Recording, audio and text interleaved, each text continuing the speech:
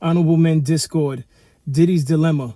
Let's talk about it. How you see yourself is how you perceived. I see a man strong, gifted, head strapping, never down on his knees, begging. Gotta make a way, even in my darkest hour. Say the odds against me was new. I would never cower. As always, welcome back to another episode. If you haven't already, hit the like button, hit the subscribe button, and by all means, if you have something you'd like to share, I'll see you in the comment section. So let's get straight to it. Diddy's Dilemma.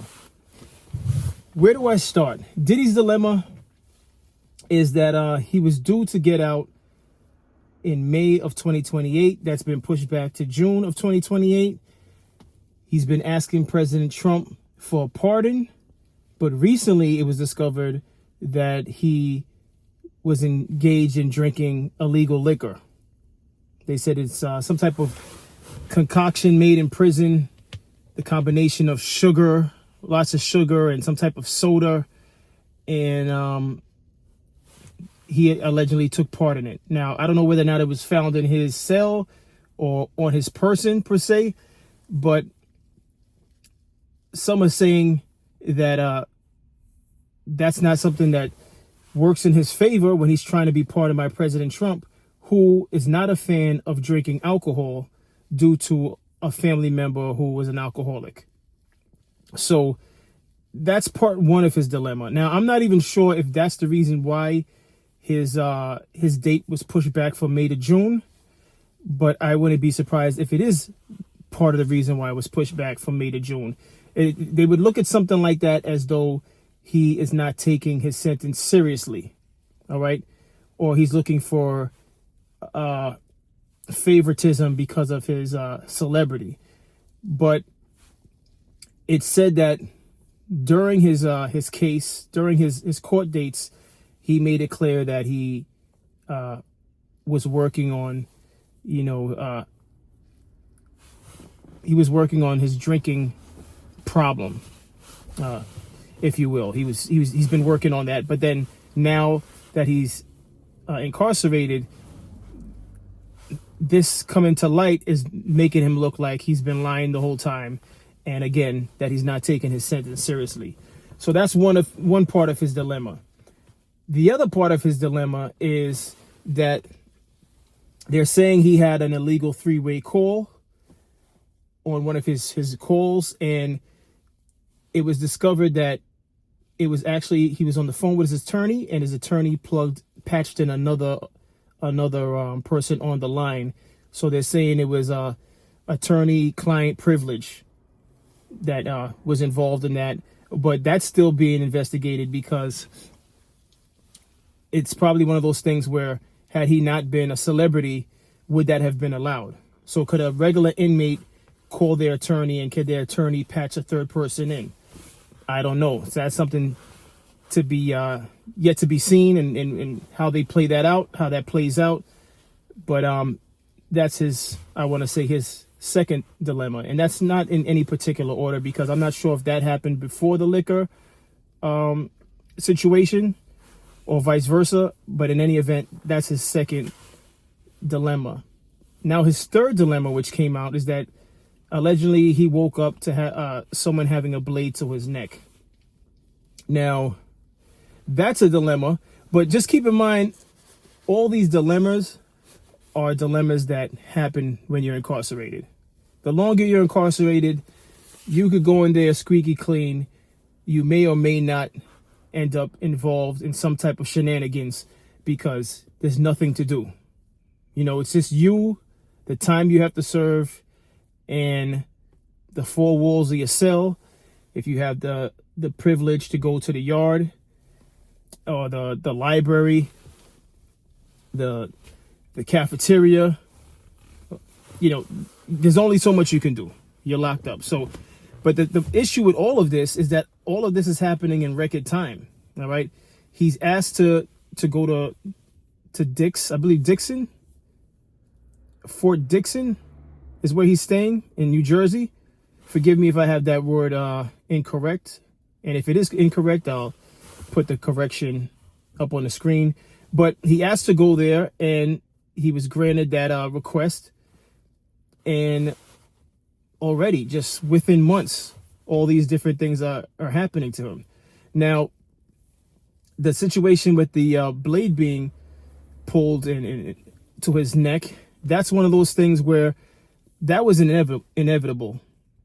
It was inevitable, if you ask me, because when you're in prison and you're a celebrity, you know, you're going to have people who are in awe to have you in their presence, especially fans that may have been locked up and now you're a cellmate, so to speak.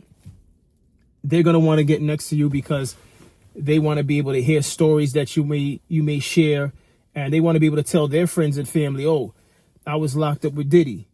You know, it's just one of those things. But then you're going to also have those that see you as an opportunity to get money, to extort you. So when I personally heard of that situation where someone put a blade to his neck, I immediately thought it was an extortion situation where someone was looking to extort him for some of his money. And the reason why I immediately thought that is because if they were trying to harm him, they could have just harmed him. But that you don't get anything out of just harming Diddy. Can you harm him? Absolutely. But what do you get out of that? Right? Someone as wealthy as he is, and I don't know if he's still as wealthy ever since these allegations and having to hire a legal team and things of that nature. The people that you're locked up with is going to see you as a meal ticket. And I believe him having a blade to his neck is for that reason that I just mentioned. They see you as a meal ticket and they like a piece of the pie. But those are his dilemmas. And listen, I'll be honest with you, nothing surprises me because, again, idle time could chew away at a man's mind. And what is he to do? They showed him congregating. There was a photo that leaked where he was smiling.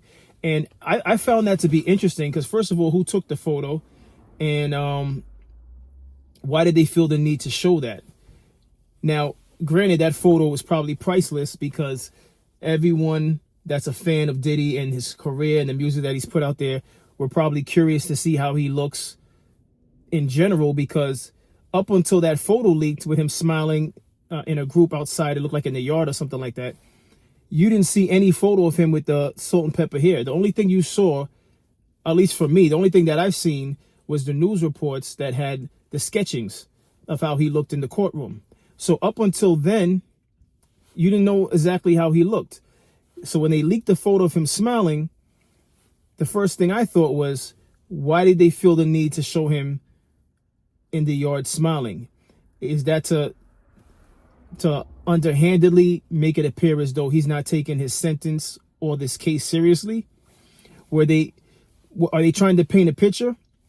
Because I don't know if they expect him to be crying all day, but human beings, we adjust. Some of us fold, some of us adjust. Diddy seems to be adjusting.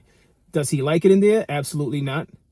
I'm sure he can't wait to get out, but you know, he's making the best of it. And again, there's going to be inmates that just want to get close to him to be able to say, oh, I got a chance to meet him and talk to him and hear stories from him, because under any other circumstance, when would those people been able to be that close to Diddy without security or hear any stories from him or even share a moment of laughter with him? So I didn't understand the reason for that photo being leaked. But again, who took that photo? Was it a prison guard? Is that something that behind closed doors they're looking into? Because someone within the facility took that photo. But again, what do we take from Diddy's dilemmas? What we can take from it is that the choices you make on the outside determine whether or not you remain free or end up like Diddy. Because if Diddy could be behind bars, so can you, if you didn't know that already. And just understand that unlike Diddy, you won't have an opportunity to say, oh, I'd like to go to this particular facility. You won't have an opportunity to have a lawyer patch in a third party on a phone call. I honestly don't believe that's something that's going to be a norm for inmates. So don't look at Diddy's situation as, well, I have the money, I could, you're probably not going to have the same luck as Diddy.